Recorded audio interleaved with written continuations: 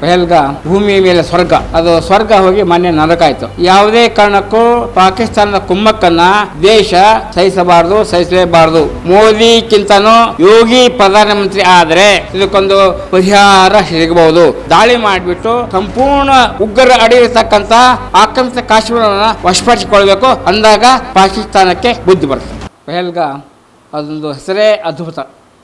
ನಾನು ಹಲವಾರು ಬಾರಿ ಹೋಗಿದ್ದೀನಿ. ಭೂಮಿ ಮೇಲೆ ಸ್ವರ್ಗ, ಅದು ಸ್ವರ್ಗ ಹೋಗಿ ಮೊನ್ನೆ ನರಕ ಆಯಿತು. ಇಲ್ಲಿ ನಾವು ತಿಳ್ಕೊಬೇಕಾಗಿದ್ದೇನಂತಂದರೆ, ಭಾಳ ದೊಡ್ಡದಾಗಿ ಹಿಂದುತ್ವ ಮಾತಾಡ್ತೀವಲ್ಲ ನಾವು, ಅದರ ಪರಿಣಾಮ ಹೀಗೆ ರಿಫ್ಲೆಕ್ಟ್ ಆಯ್ತಾ ಅಂತ ನನಗೆ ಅನಿಸ್ತಾಯಿದೆ. ಅತಿ ಆಯ್ತು ಇದು ಹಿಂದುತ್ವ. ಸ್ವಲ್ಪ ಮೀಡಿಯಮ್ ಆಗಿ ನಮ್ಮ ಜನಕ್ಕೆ ಮಾಡ್ಕೊತ ಹೋದರೆ ಒಳ್ಳೆಯದಾಗತ್ತೆ.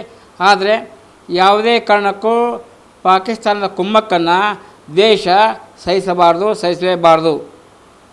ಪುಲ್ವಾಮಾ ಘಟನೆ ಆಯಿತು, 42 ಸೈನಿಕರನ್ನ ಸತ್ತರಲ್ಲ, ಅದರ ಪರಿಣಾಮ ತಮಗೆ ಗೊತ್ತಿದೆ.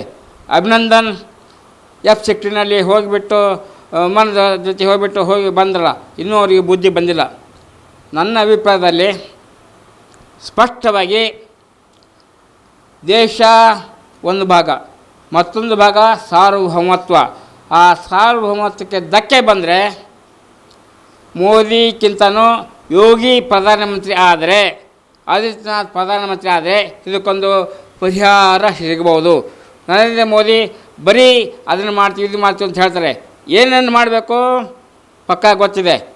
ಅತ್ಯಂತ ಪ್ರಮುಖವಾಗಿ ವಿದೇಶಾಂಗ ಸಚಿವ ಎಸ್ ಜಯಶಂಕರ್ ಹಾಗೂ ಅಜಿತ್ ದೋವಲ್ ಇದರ ಬಗ್ಗೆ ಸಂಪೂರ್ಣ ಮಾಹಿತಿ ಇದೆ.